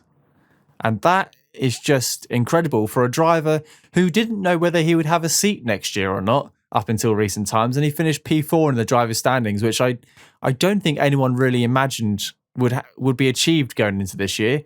I'm sure, well, it's a bit hard to say no one would imagine it. The car looked competitive at the start of the year, and then it didn't really perform very well at some races. Some races it did well. Like you said, the races they did well, they did very well. And the races they didn't really show up at all. But to finish P4 is absolutely fantastic. Perez scored points in 13 races this year, and 6 of these he scored double-digit points. And of course, at the Sakir Grand Prix, he crossed the line in an amazing P1, which only feels like yesterday. And just like Gasly's just like Gaz's win, I get tingles when I think about it. Like a new driver on having a race win. It's just, you wouldn't have thought that would have happened coming to the end of the turbo hybrid era. You thought it would be Mercedes wins and a couple of Red Bulls, but actually we had Sergio Perez on the top step of a podium. Absolutely incredible. Which is just, up until recent times, he wasn't quite sure if he would be racing next year. Something which I'm sure played on his mind. However, this didn't really seem to bother him as he remained quite consistent throughout the year. He had a couple of off races, but actually he was scoring a decent amount of points every single race. Yeah, he was Racing Point's rock this season, and of course he didn't race twice. Of course. But he still managed 9 top 6 finishes, got his race win at last. There was a slight dip mid-season where he was bested by Stroll a couple of times, but he only seemed to get better after it was announced that he wasn't going to be with the team in the future. And indeed, that probably was why he was doing even better. He was fighting for his career in F1 because he was kind of at that point in his career where it was make or break. Like if he left Formula One, he probably wouldn't come back. Obviously, we now know that Red Bull have gone with him, and aside from his win, I also think of Turkey, where he demonstrated his incredible skill at managing tyres to finish second. So yeah, he was the rock for Racing Point this season. The same can't really be said for Stroll. It was big ups and downs for Stroll in this season. He did have a brilliant pole position in Turkey. He also qualified third in Hungary. That was a particularly good performance from him as well. He was generally doing pretty well in the first half of the season. But it all seemed to go downhill after his podium in Monza. He missed out one race due to COVID, obviously. And he was obviously very ill at the time. He also retired 4 times. Again, not really all his... I don't think... The only one that I can think of that was probably he has to take real responsibility for was the clash with Norris at Portimao. That was pretty much entirely his fault, where he just decided to cut off the whole racing line before the move was done. Yep. Kind of has to take some responsibility for his DNF in Bahrain as well, where he was flipped by Kvyat. It's a racing incident, but I think both of them have to take a bit of responsibility for that. And he did show a few bright sparks here and there. He showed that he can perform under pressure at times, but it just wasn't consistent enough. He needs to do it with a bit more regularity next season if Aston Martin are going to make an impact. He scraped 2 points finishes near the end with a P9 in Turkey and a P10 in Abu Dhabi. Just not quite good enough from Stroll. When he was good, he was kind of emblematic of the Racing Point season as a whole. When he was good, he was really good. And when he wasn't good, there was just nothing really to talk about.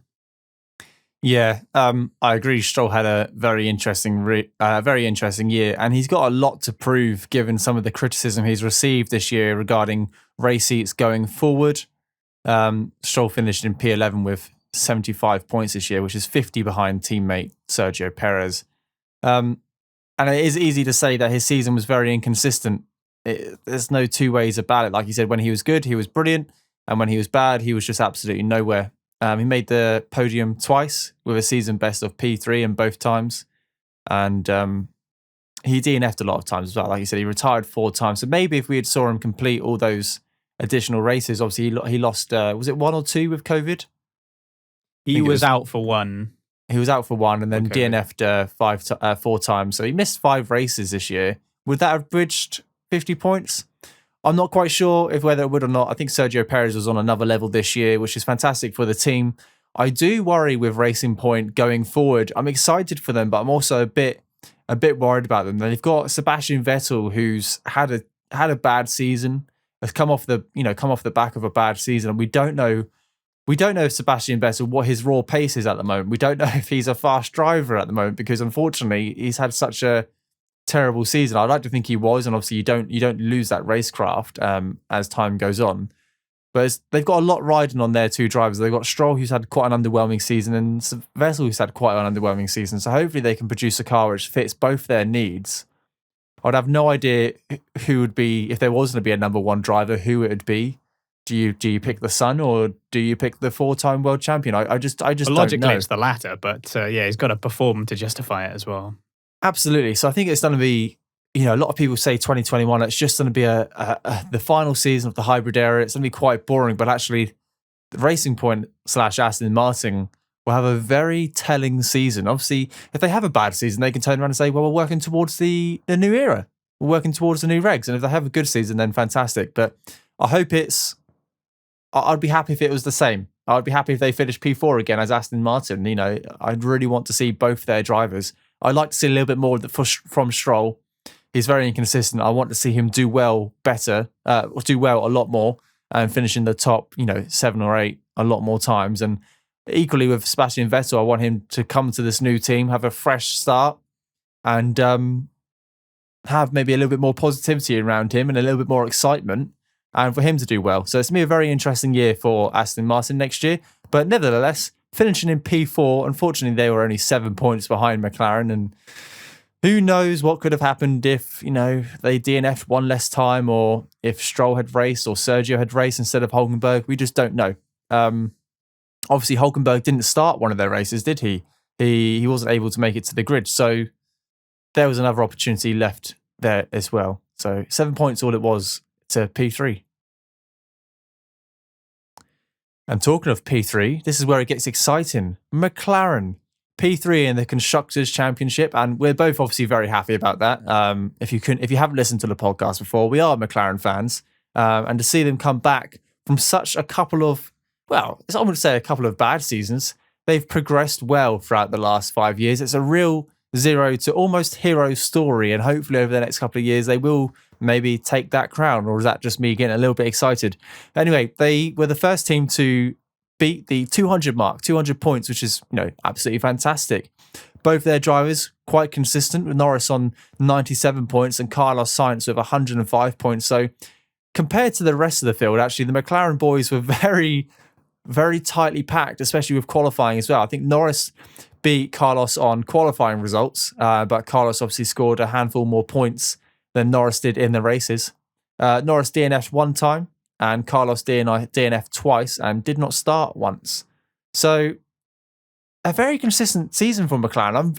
I have nothing bad to say about that team. It's not because I think they're a fantastic team and I'm a big fan, but actually they've had a remarkable season from the get-go. Last year they had reliability problems with Norris and Sainz, and they just finishing outside the top 10 on a handful of occasions. But this year they've made leaps and bounds and really have improved. I don't know what they've improved, but it's working well. Whatever it's happening, it's working well, and I look forward to see where they go next year with the Mercedes engine in the back. But Alex, go on, you're a massive fan. Talk us through the McLaren season. It was pretty much the best result they could have hoped for this year, with a lot of improved results consistently, like you said. Only 8 points between the two drivers. And they also came away with 3 fastest laps and 2 podium finishes, including the P2 in Monza. The last time they got P2 was, of course, Magnussen in 2014. Yeah. So that was a double podium at the time for McLaren, and the last time they were on the podium.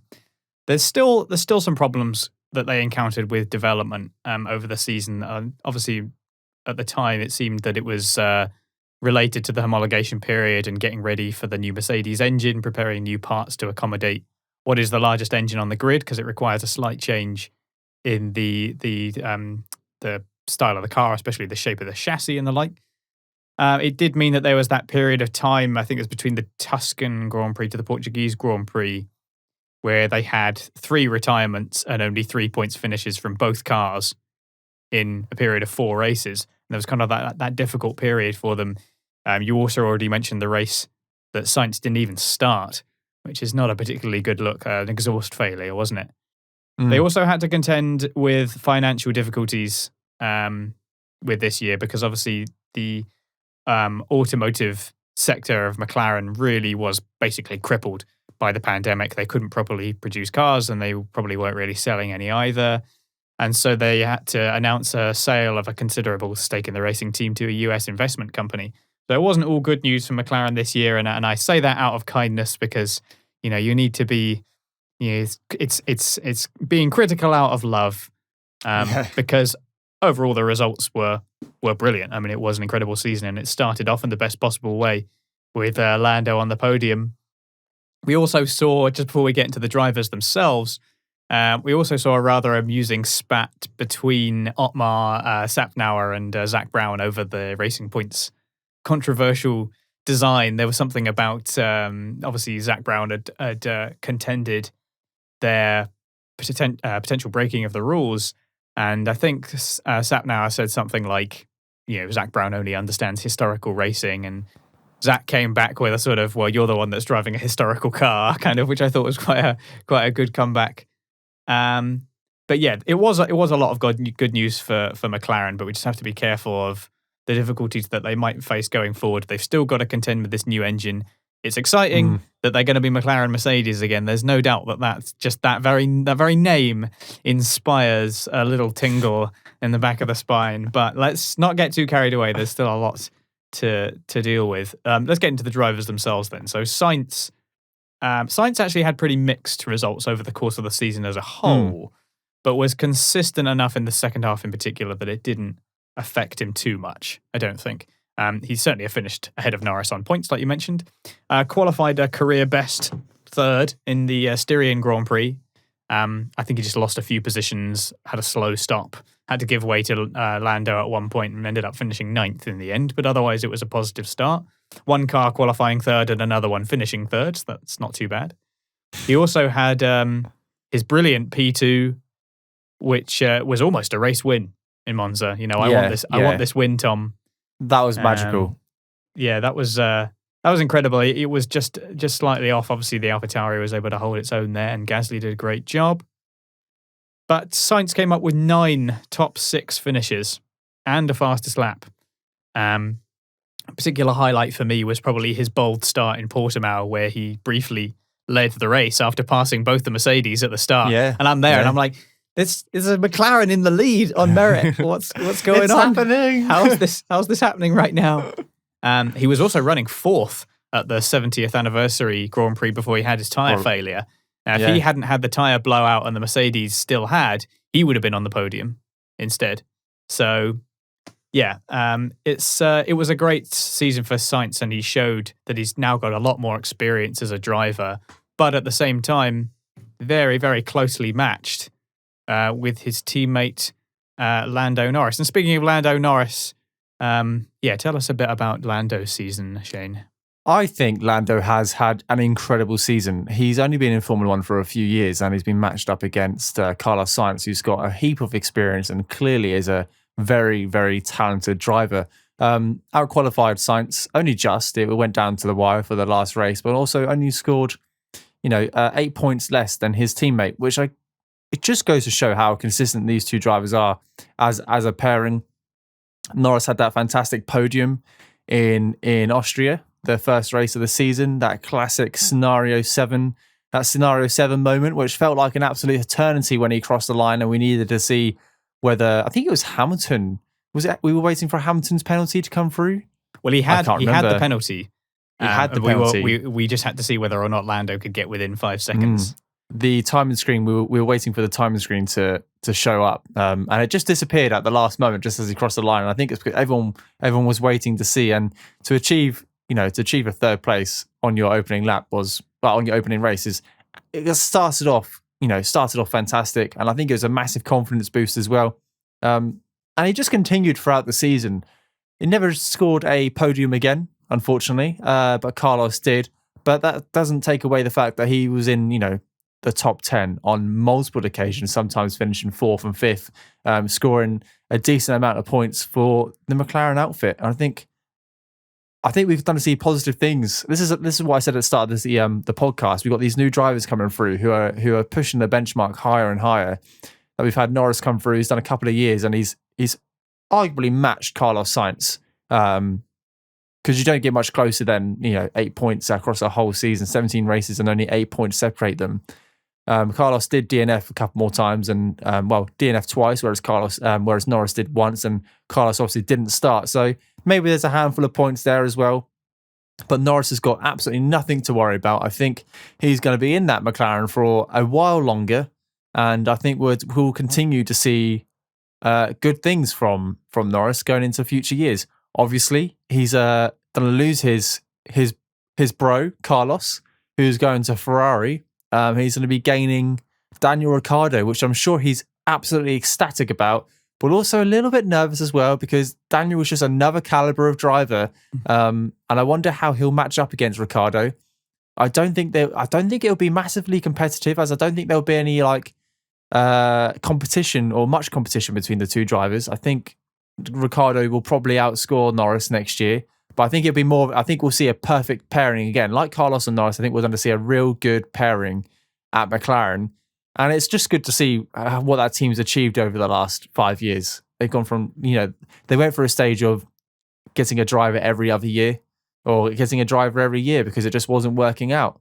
And now they started to slow down. Things are heading in the right direction. Obviously, with the Mercedes engine going into the back. And then, like you said, McLaren Mercedes send tingles down me. I'm looking forward to the season. But they also have to adopt that engine in a very well-received manner. They can't just put it into the car and drive with it. Let's not forget Williams have the fastest engine on the grid, but they have the slowest car. It's hopeful that McLaren and them do a better job in adopting that Mercedes engine, and we'll see a little bit more pace and potentially some more podiums going forward. Yeah, it's the driver pairing goes from Carlando to Ricciardo, which is interesting. But we have Lando. We already mentioned he started with a flyer. And he did a similar thing with his last lap Lando performance the following race as well. He overtook 3 cars in the last 2 laps to finish 5th. He ended up with 7 top 6 finishes and 2 fastest laps as well. I mean, Norris showed that he has real pace over a single lap. He out-qualified his teammate. Other than disappointing qualifying in Sakir, it's pretty difficult to fault Norris this season. So, very positive. And, just echo what you said there about it. So great season for McLaren, pretty much the best they could have hoped for, and is all the positivity that they need going forward into their new McLaren-Mercedes era. Whether or not they will manage to bag a P3 next year, especially if Ferrari resurge, and but obviously Racing Point / Aston Martin may not be as much of a threat. We'll see. It's an uncertain, still a slightly uncertain future for McLaren, especially with some of the more administrative and financial issues that they might be facing post-COVID, but still very positive. And that driver pairing is going to be very, very exciting indeed. Okay, top 2 then. Let's go to Red Bull. Now, they found themselves as the only credible challenger to Mercedes this season. And the RB16 showed more promise as the season came to a close, but with only 1 car actually seriously contending for podiums and some very poor reliability at times, they still seemed to languish far behind where they wanted to be overall, and the distance to Mercedes was so considerable. Obviously, they had to deal with Honda announcing that they were leaving F1 after 2021. This has put them in an unusual situation where they might be now developing their own engine, which is actually quite exciting, and we'll see how they handle that. And huge credit to the team. We've talked a lot about the drivers and a lot about sort of people leading the team, but we haven't really talked much about pit crews and the rest of it. And Red Bull in particular deserve a lot of credit on this front because they've pulled off some brilliant work, not least the quick turnaround where Verstappen put it in the wall in Hungary whilst he was going to the grid, and they had to somehow put that back together again in a race that he then went on to take P2 in. So, the lightning pit stops that they keep putting in, Red Bull were doing the best that they could to make up time and put in the quality work where they could.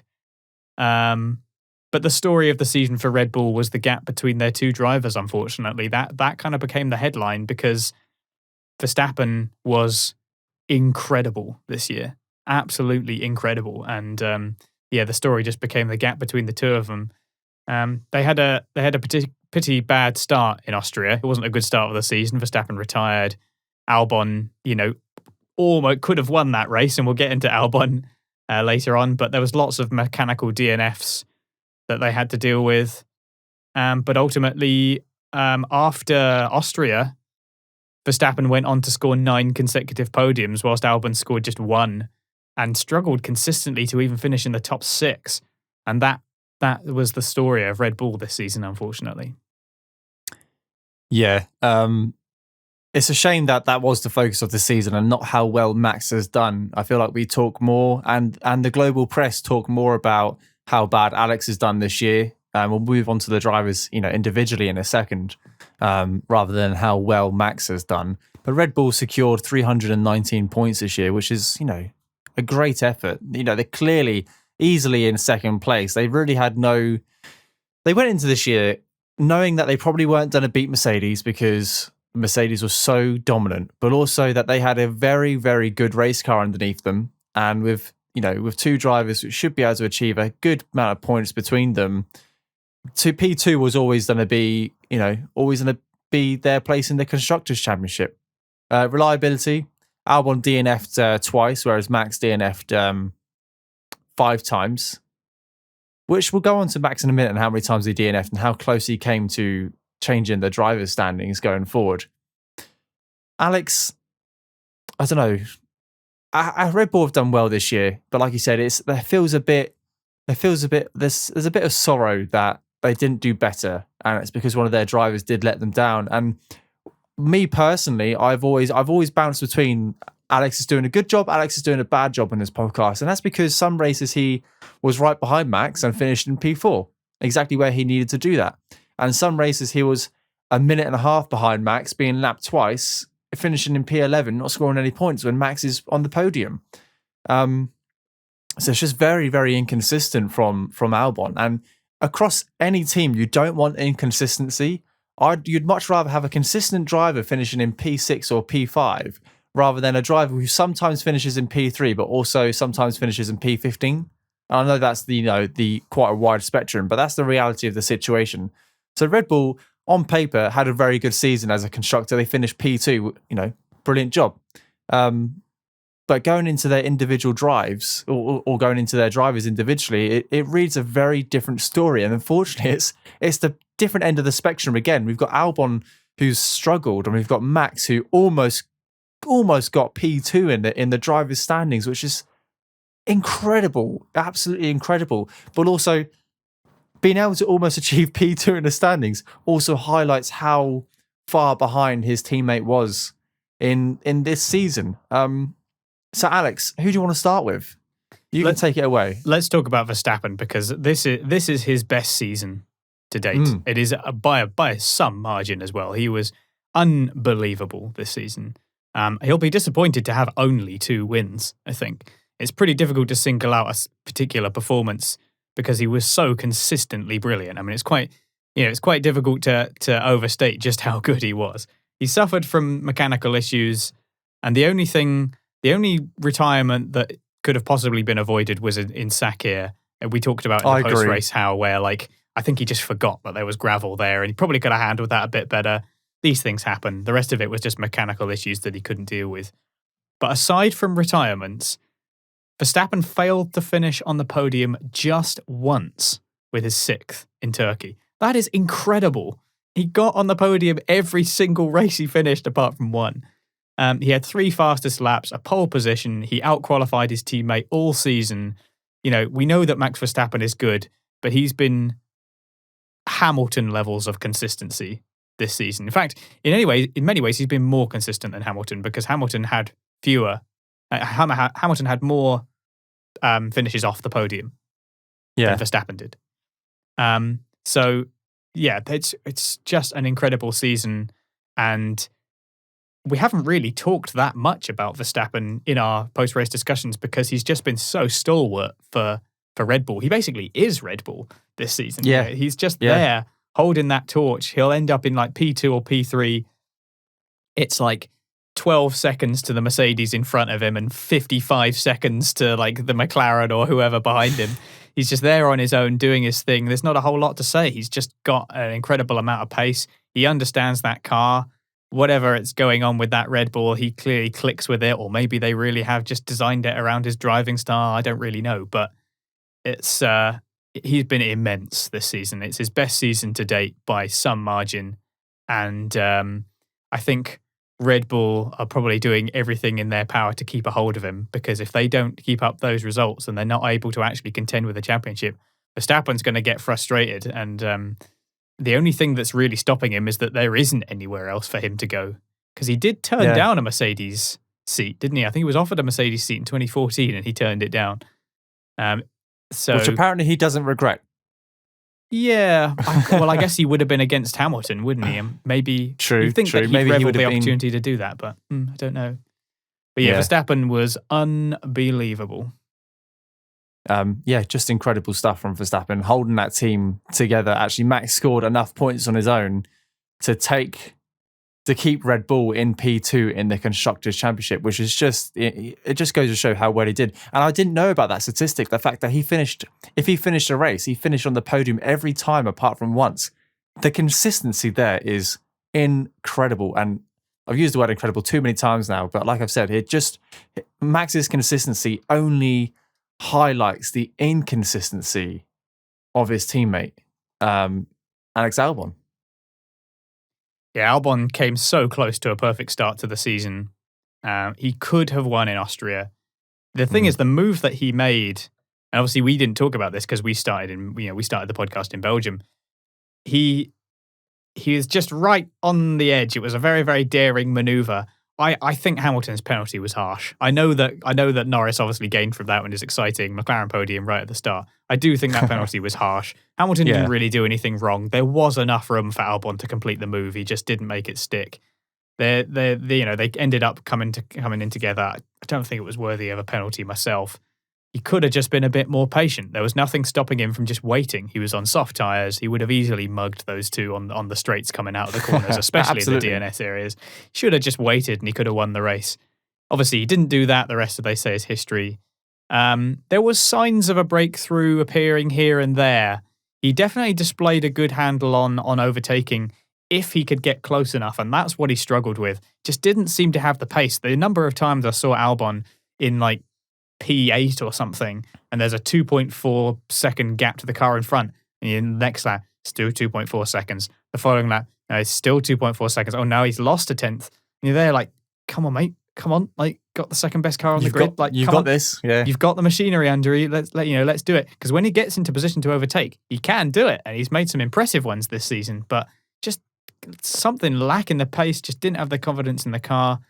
And the dismal qualifying that he was doing just made his job on Sunday that much harder. That was part of the problem. I mean, when he finally got into the podium in Mugello, he did it the hard way because he qualified. Yeah. Where did he qualify in Mugello? I'm trying to remember now. Possibly like... no, actually, maybe he qualified a bit further up. I can't really remember. But anyway, he overall across the season, he just made his job kind of difficult by qualifying poorly. And his Saturday performance did improve over the second half of the season. He definitely improved his qualifying, but his podium in Mugello didn't seem to do anything to improve his overall form like we hoped that it would. And just 8 top 6 finishes over 17 races in the second best car on the grid. That is nowhere near good enough ultimately. And I do feel sorry for him because he was clearly well liked by the team. I did maintain for a while that I did think that Red Bull would hold on to him because he was well regarded. They liked the way that he approached the car, which was what made him different to Gasly. I think they didn't really like the way Gasly went about doing things. There was kind of a clash of process. I did think that they would hold on to him to be part of the integrity of their driver program or whatever. Ultimately, that's not what they decided to do. And I know that you said that you didn't want us to sort of turn into a big of a bash fest on Albon, but there's no denying that when you look back at the statistics and you look at the season results as cold, hard data, it makes it look even worse. It honestly makes it look even worse how far behind he was. If you have a line graph over season results and you put Max in blue and, Albon in green, and then it's just so much higher. It's not good. And my final thing is, like, what really cemented it for me was, I can't remember what race it was, but Alex was stuck behind Kimi Räikkönen, who had floor damage and a broken front wing, and he just couldn't get past. And like you said, he was like a second behind or 2 seconds behind, and lap after lap after lap went on, and he just couldn't get past a car at the Alfa Romeo, who finished in P8 this year. Arguably, factually, a much slower car with floor and wing damage, and he just couldn't make the overtake. And I thought something's not right here. This shouldn't be happening. You're in the second fastest car on the grid, and your teammates in P2, mate. Your teammates fighting for the win. Well, not necessarily fight. Well, he was fighting for the win on a couple of occasions. So it wasn't meant to be. And unfortunately, we've just seen history repeat itself. We saw it with Kvyat and Gasly and now Albon. But unlike Kvyat and Gasly, they went back to their previous team and have had success. Kvyat's done well. Gasly's obviously got that race win, which is amazing. Albon is the Red Bull reserve driver, and I saw on the news yesterday, Red Bull turned around and said, if COVID is still as prominent as it is in 2020, as it will be in 2021, Alex can be that reserve driver for any team. And I think it's going to be a short career for Alex Albon. I don't think he'll be back in the sport, even though he's got his eyes on 2022. I don't know what's going to happen to him, unfortunately. It's just a bit of a shame, really. Just one last Perez thing. Go on. Yeah, just one last thing to mention on Red Bull for me, which is I just want to bring up Helmut Marko, the meme gift that keeps on giving. I just want to bring up a special mention because I haven't heard many people mention this, but he did suggest at one point putting all of the Red Bull Academy drivers in some isolated camp so that they would all deliberately catch COVID, because he was like, they're all young men, they're all strong, they can all catch it, build immunity and it'll be fine. And I just a special shout out for Helmut Marko, who, I don't know, has he got like dirt on somebody so they can't get rid of him? Like, why is he still, what does he do? Why is he still there? I don't get it. He's such a disaster. Every time he opens his mouth, it's just a huge facepalm. It makes them look bad. Honestly, I just don't understand why he's still there. Just special shout out for Helmut Marko for just being such a clown. Indeed. And just one final thing for me, like Red Bull, with Perez joining Red Bull next year, they need a better season. They need to show the world that actually bringing Perez into the Red Bull was the right decision, and they were right to go outside of their driver academy. And hopefully, Perez can do better than what Albon has done this year. That's what he'll be compared against, is the points difference between Albon and between Albon's 2020 finish and what Perez manages to do in 2021, and how well he does against his teammate. I'd like to think it's going to be far more competitive. Perez is a great driver, but we don't know the ins and outs of that car. So Perez might be a fantastic driver in the Racing Point. Yep. Yeah, the Racing Point is a different beast. What Verstappen says is not the same thing. Verstappen is like, he already gets that car. He basically, whatever he does, it works. So what Perez says about that car is probably far more important, because obviously he's coming at it with a fresh drive, and he's a much more experienced driver. So hopefully that will give them a bit of strength going forward. Absolutely. So very important year for Red Bull next year. Like I said, 2021, some have written off to be a boring season, but actually there's a lot to find out about many drivers and many teams. Right. Moving on to the final team of the year, which is obviously Mercedes, who scored a ridiculous 573 points this year. That is more than P3 and P2 put together. Like, you could take Lando, Sainz, Albon and Max, and the Mercedes boys have beaten them on points, just the two of them. It's incredible.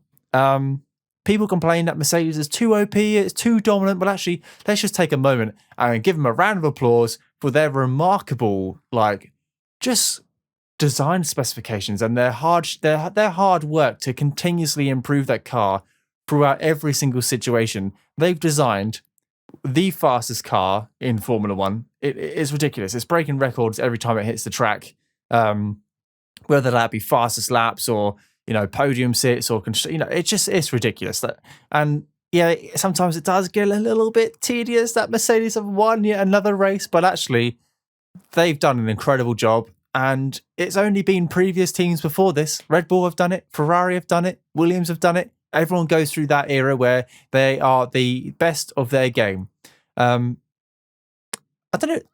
There's not much to say about Mercedes apart from they've done an incredible job. Apart from the botch of the Sakir Grand Prix and how they messed up for their drivers, unfortunately.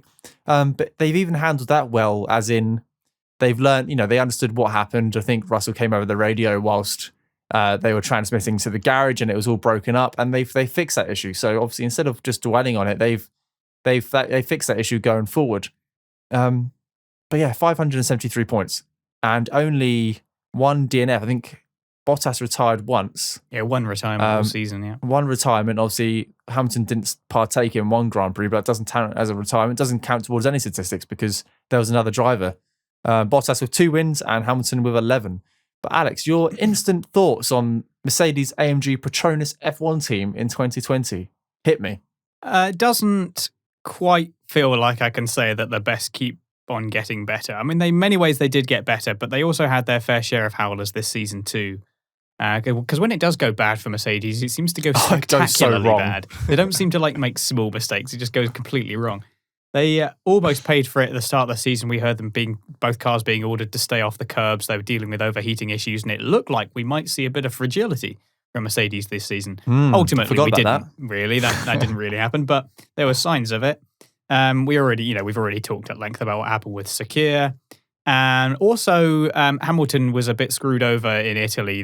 Why they told him to come into the pits when there was all the signs. We know from the data that they would have known that the pit lane was closed, and they still told Hamilton to come in. And then they sent a radio message to him saying that the pit lane was closed whilst he was coming into the pit lane, literally in the pit lane at that moment. Yep. What is going on there? That's a complete mess. That said, it was very clear, very early on, that they were in a completely different category of motorsport. Formula Zero was Mercedes this year. They utterly dominated the competition. Obviously, they got their 7th consecutive Constructors' Championship. We saw DAS being introduced at the start of the season to much hype. We saw that going on with the testing. It's hard to say how much impact it really had on an already very dominant car. It seems to me like it was a bit more of a flex than anything. I think they were just so good that they were just like, look what we can do. We can pull our steering wheel out. It was, I don't really know how much difference it made, but perhaps on restarts where the tyres were a bit colder, maybe it made more of a difference. But the car was already so good that it wasn't necessary. It just felt like a look what we can do kind of thing. 26 podiums, including 13 wins, 15 pole positions, 9 fastest laps, 1 retirement all season. That's a level of competition that no other team could even come close to achieving. And now going forward, we know that Ineos has bought a 1/3 stake in the team. We know that Toto Wolff is staying on as team principal. It looks like it's going to be business as usual going into the future. And we saw that the future is bright because obviously Hamilton's positive COVID test put Russell into the seat and he did a brilliant drive. So it looks very positive for Mercedes going forward. The black livery, I really liked. It made them look very mean. Well. I really like that black livery. Obviously, Mercedes also took a bit of a stance supporting Hamilton in his in using his platform to support Black Lives Matter. They obviously tried to make a statement as a team supporting diversity. So it was a big statement season for Mercedes in that sense as well, not just in terms of performance. Let's look at Hamilton. Let's go into Hamilton here because it's scary to think that he still hasn't peaked. And I just cannot understand how he keeps getting better. He himself has said that the Black Lives Matter protests and his ability to use his platform has spurred him on more as a driver. And he's been the very picture of persistence at an elite level of sport because he's fighting back after his penalty in Italy. He was coming through the field there, taking the win in Turkey to win the championship. He just so definitively beat everybody in those difficult conditions. It was like it was nothing to him. And those tyres were basically slicks by the end of the race. And everyone else is going, oh my God, I can't drive this thing. And he's just like, I'm just going to win. Bottas was nowhere in that race. He caught COVID and then recovered in time to return in Abu Dhabi. You could tell that he was committed to recovering as soon as possible. He really properly isolated himself. And you could tell he was still ill when he came back. You could hear it in his voice. He wasn't well, but he still managed to put it on the podium. And took all but 2 of the team's 13 wins and only failed to qualify on the front row once. Which was crazy. So he dominated his teammate as well as the rest of the field. One more thing on Hamilton for me. One more thing. The following records were broken by Hamilton this season. Go on. Most wins with the same team, most wins at the same Grand Prix, Hungary, by the way, most wins at his home Grand Prix, most consecutive points finishes, most races led from start to finish, and longest distance in the lead at 25,900 kilometers. This is why we're not going to do driver of the season, because obviously Hamilton is the driver of the season. How can you compete with that? He's just on another level, and he's at a team that's on another level.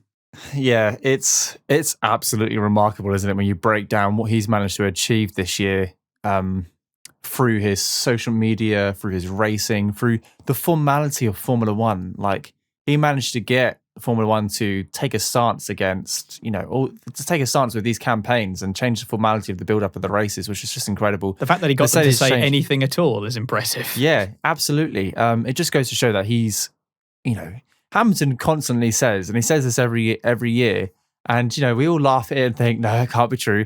I feel like I'm getting better. I feel like I haven't peaked yet. I feel like I've still got more to give.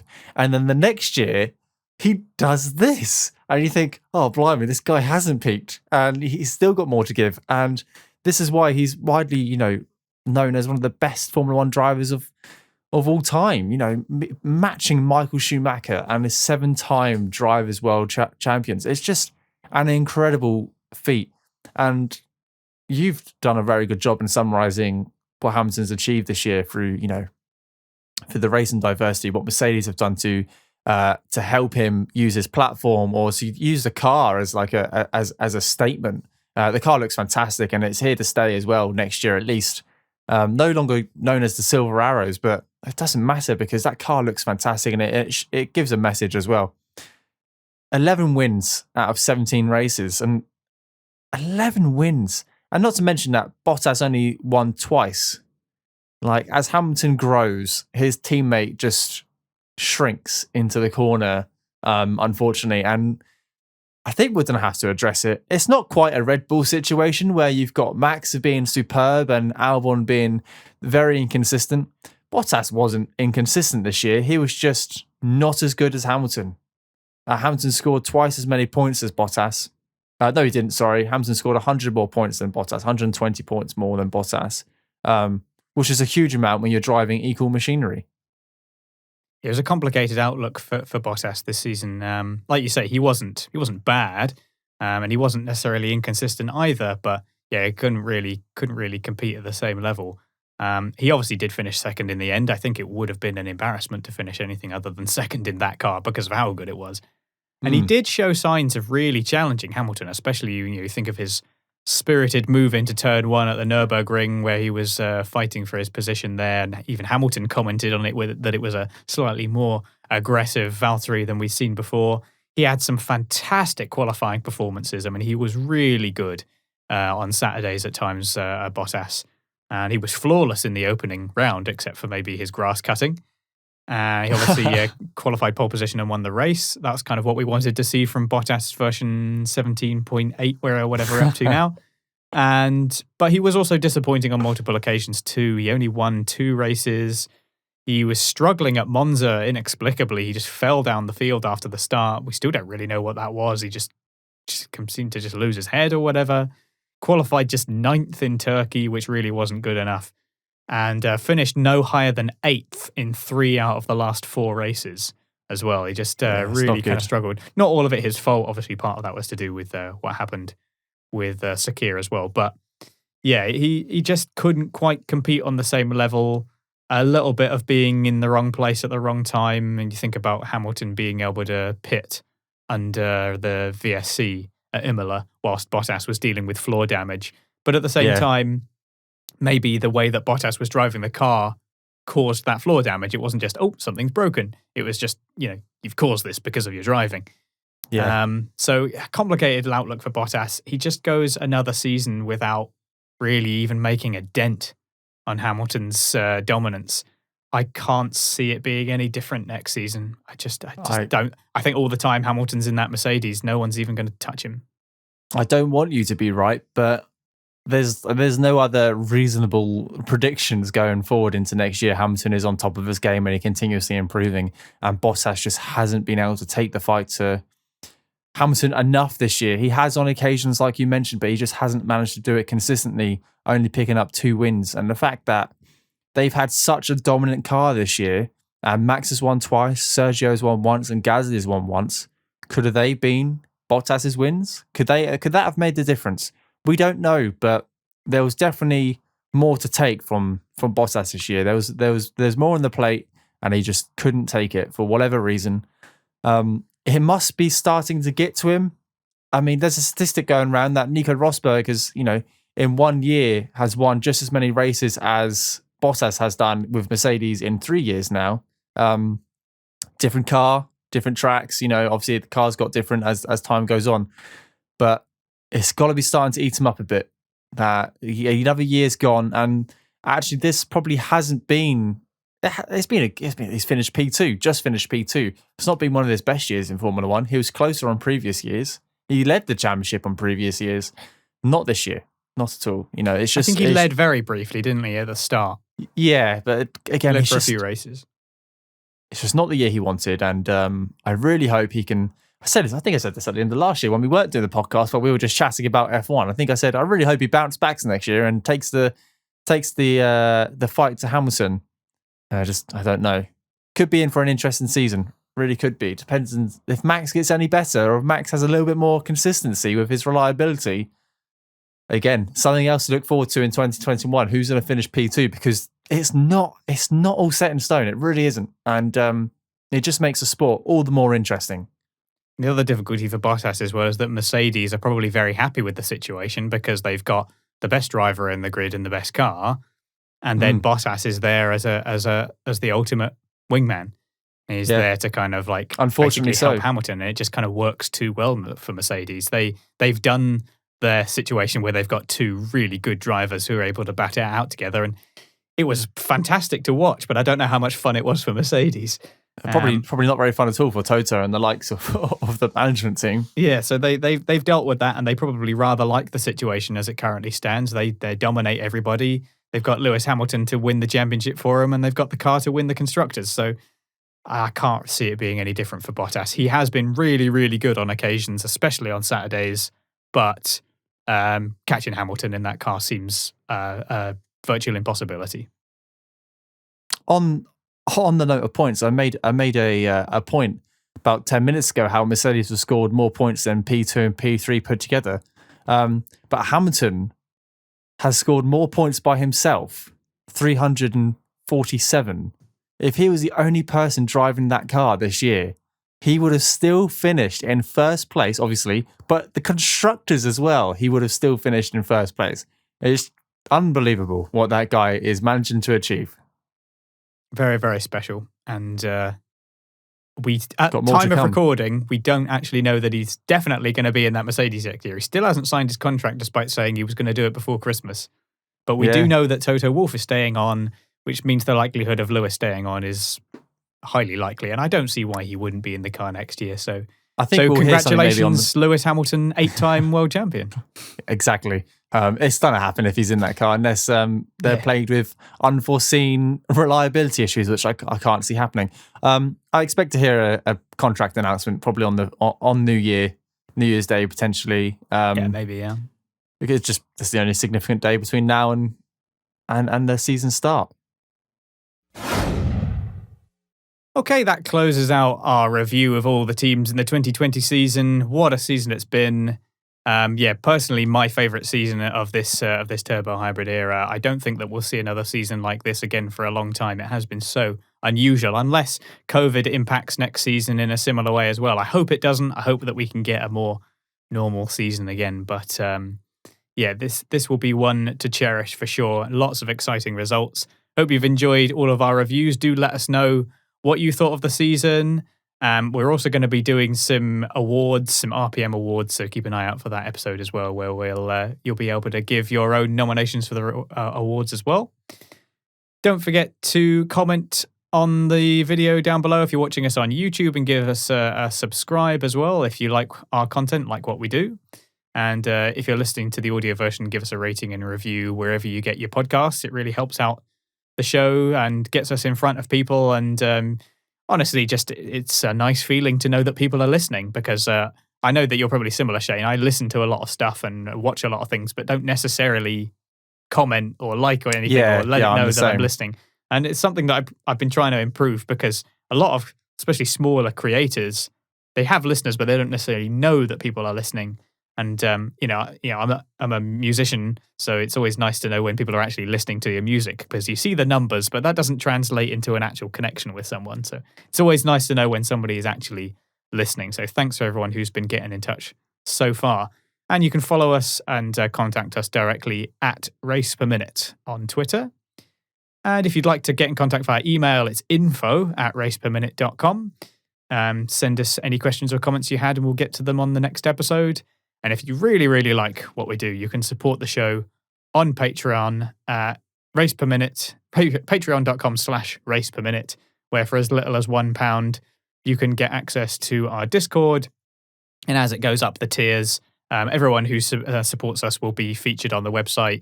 You can also be featured at the start of this video, like our team principal, Scott, is. Thanks to him for his continued support on the show. He also gets hold of special merchandise that only Patreons can get hold of. So consider chucking us £1 a month if you really like what we do, and become part of our little community that we're going here, which closes out 2020, our sort of experimental year, if you like. I think it's been a good year, hasn't it, Shane? I think I really have enjoyed what we've done, what we've achieved. We've grown with the community as well. We've had some feedback. We've created RPM clips, the shorter versions of the podcast, the more targeted approach. And I feel like we've got better as the year's gone on. This has become a more slick operation. We've obviously, you guys as well, the people who comment and tweet us, or drop us an email. It's good to hear what you guys have to say, because, like Alex said, it makes a connection. We're not just seeing numbers on YouTube or numbers on our podcast app. It's actually good to see that people are interacting with us, and I love it. And when people go, someone tweeted me the other day saying, "Oh, found your podcast. I listened to it from Australia," and I was like, "Australia?" I was like, "We're in the UK." I was like, "It's in Australia. What's going on?" It's just a nice feeling. But thank you very much for everyone who has emailed in and continues to tweet us and comment on our videos. Yeah, thanks very much for joining us for our season review. Hopefully get an awards episode out before the end of the year, or maybe just after, going into 2021. And then we get going into pre-season. So I hope that you'll continue joining us into the next season, and we'll see you again soon. Thank you very much.